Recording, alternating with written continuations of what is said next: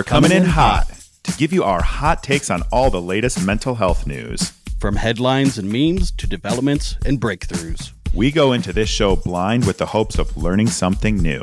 Before sharing some bunny hugs. And leaving with our eyes wide open. I'm Nick. And I'm Todd. And this is Mental Health Headline Hot Takes. We're glad you're here.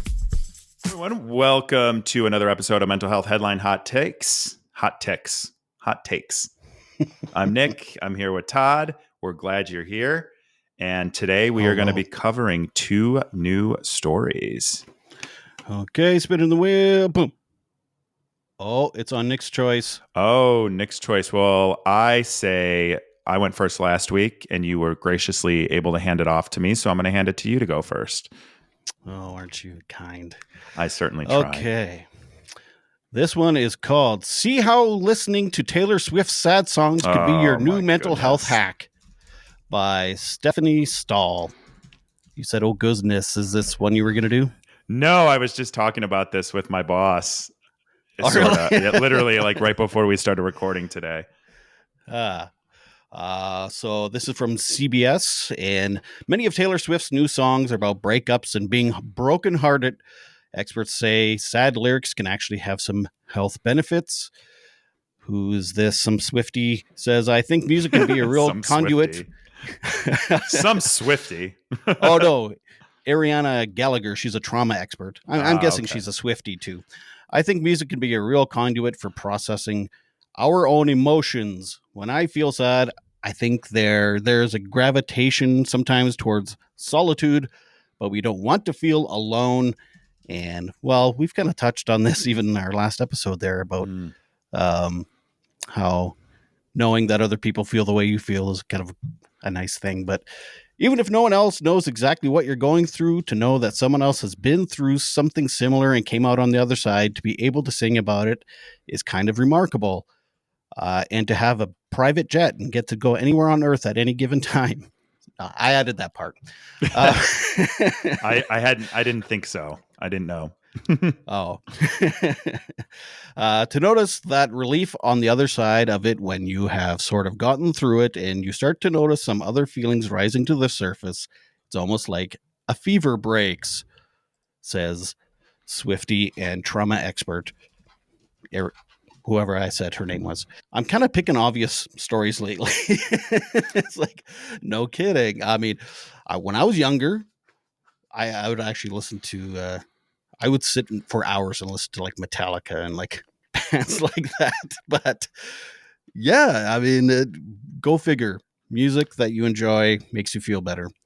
Well, I think what's interesting about this, though, that I find a little bit different is I feel like for some reason Taylor Swift is super relatable. I find myself feel like I'm relatable to her too, or I relate to her as well. So I think that's one of her gifts, and one of the reasons she's been so successful is her ability to be a billionaire with a private jet that can literally just spend money on a private jet like you and I would spend money to drive to the grocery store, and somehow managed to still be so relatable and simple with her lyrics, and her ability to storytell across albums is just genius. Like I admire her storytelling capabilities. And I think what makes it so interesting to me is that not only is she relatable, but that she's reaching people who literally have no experience whatsoever going through what she's gone through, but she is still relatable and they still find value in that.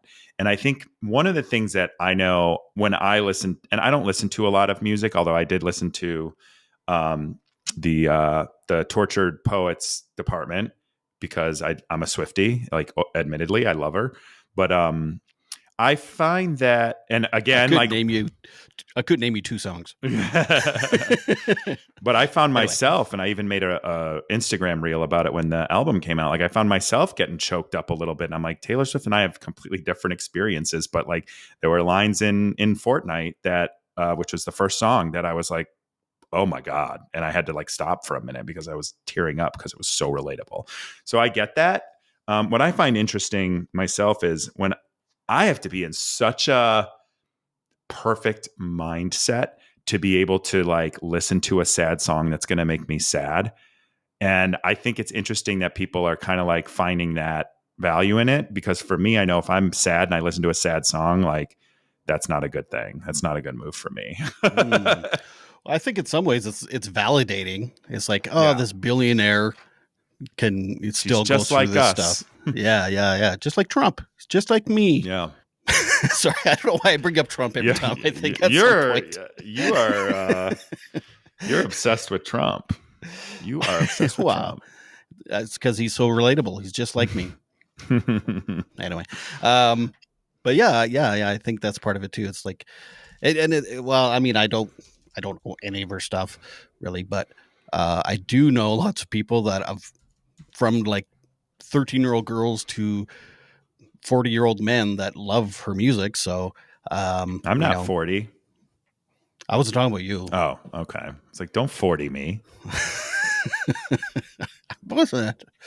No, this is a different guy. He also has a podcast though. Nah, I don't know. I was just making, probably there's a 40-year-old guy out there that also loves her music. So I guess it's relatable, but I mean, I could write a song about soup being really hot and everyone could relate to it too. That's true. And if you've ever accidentally eaten hot soup, that is something we Maybe need it's to just so normalize. generic. That's Normalize the trauma of a burnt mouth, right? Or maybe her music's so generic that that's what makes it so relatable. Sorry, I'm just kind of being a anyway. But yes, she's pretty and she has nice songs. I mean, I've had a huge crush on her forever, so she's definitely beautiful. Really? I enjoy. Oh my god, yes. Even back when she was like Teardrops on My Guitar, that's the first song I heard from her. I remember. It's funny you say that. I remember where I was when I heard that, and I was in a Home Depot parking lot during lunch at my first job out of college, and I heard this song come on. And I'm sitting there in the thing, and I'm like tearing up. I'm like, I want to be the reason for someone's teardrops on their guitar. And I was just, ever since then, again, it's funny though, because that's the relatability, right? It's so weird. Yeah. You love her. I mean, before Travis Kelce and all the other guys she's dated, I always felt like I would be a good, stable thing for someone who's kind of got a lot going on. But I digress. You proved that wrong. I proved that wrong. I'm sorry. It's more work than you think, apparently. Maybe if there were a billionaire that had problems, then you'd trillionaire. Maybe it's just a millionaire. Maybe I can't go beyond the millionaire. Yeah. That's billions a little much. Anyway, yeah. But, so your takeaway is that people who listen to music that they like feel better. I agree. For the most part. Why not? Good. I'd really come at you if you disagreed. What you got there? So today I wanted to talk a little bit about Chicago. Mine is in the band? No, my city. So okay. My story today is from Book Club Chicago, which is a local media outlet. And the headline is Logan Square's long-awaited community mental health center opens. And this is yours, as in quotes, which we'll get to in a minute. The voter-approved Center of Hope offers bilingual, affordable services such as family therapy to the residents of Logan Square, Avondale, and Hermosa.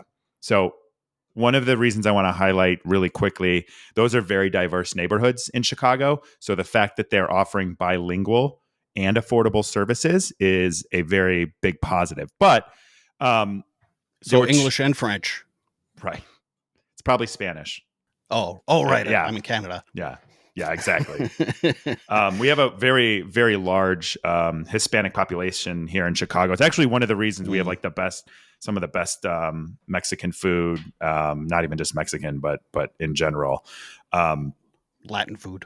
Right, all of it. But yeah, so this is interesting because one of the things that has been so troublesome here in Chicago, and I think I've talked about this before, is we've had several mental health facilities close over the last 2 decades that were very important to the community.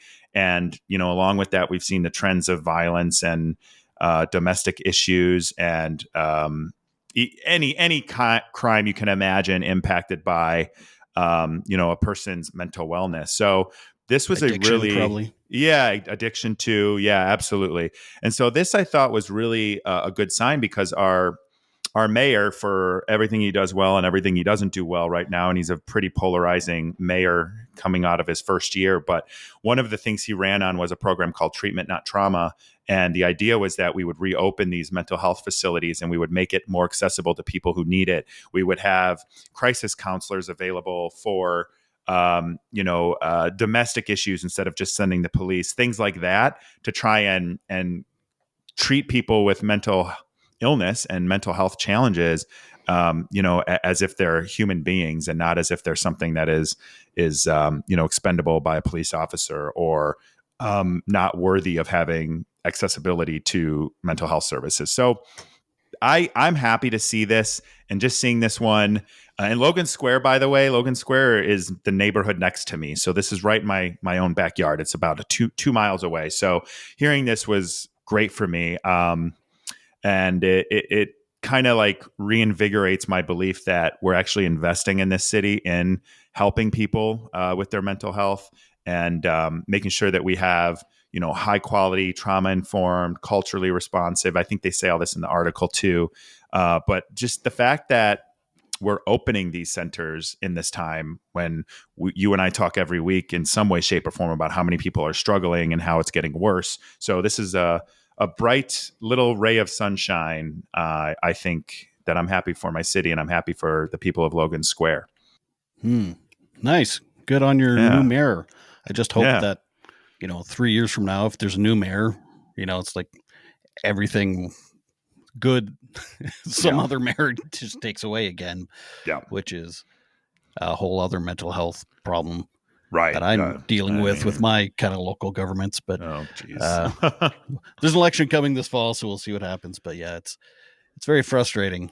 Yeah, Yeah. I think it's important to this is like the part of activism that is a little bit new to me. I've always been sort of like in the political campaign, canvassing, talking to people, hosting events as I got older. But I think that this kind of on the ground, these services are really important to spend time on, because it isn't sexy, right? It's not. It's Mhm. not. The accomplishment is almost like the beginning. Whereas if you're working on a campaign and then you get your person elected, it's kind of like we won, right? Even though that should be the beginning. So I think like seeing some of the Right. outputs of the work people have done is really good to see here, especially when it comes to just mental health in general here in Chicago, as we've had so many issues over the last several years.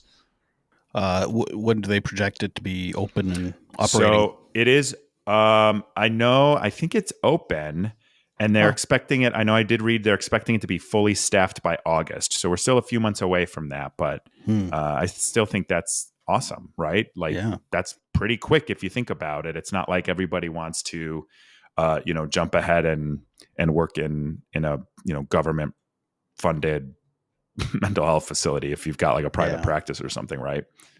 Would you ever consider volunteering or like stopping in and like, because to get that view, that boots on the ground view? Yeah. Yeah. Yeah, absolutely. Hmm. I actually do plan to stop in there at some point and see if there's a way to get involved. Because that was something that was very satisfying to me.